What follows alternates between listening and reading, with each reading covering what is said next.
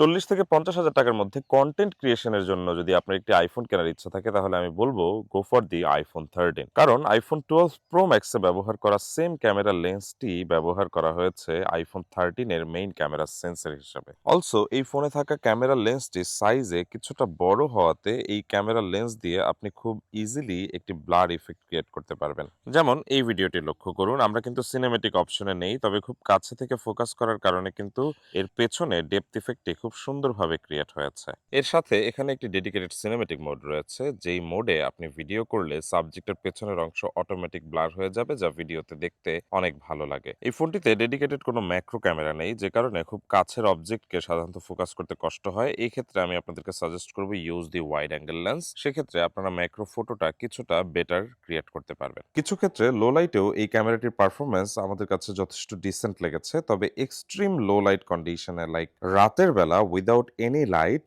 এই ফোনটাতে খুব একটা ভালো ছবি তোলা যাবে না। আইফোন নিয়ে আমার এই কন্টেন্ট ক্রিয়েশন শুরু হয়েছিল আমার হাতে থাকা এই আইফোন 13 ফোনটি দিয়ে। আর তাই আমি এখনো মনে করি যে ছোটখাটো স্টার্ট আপে আপনি অবশ্যই এই ফোনটিকে ব্যবহার করতে পারেন।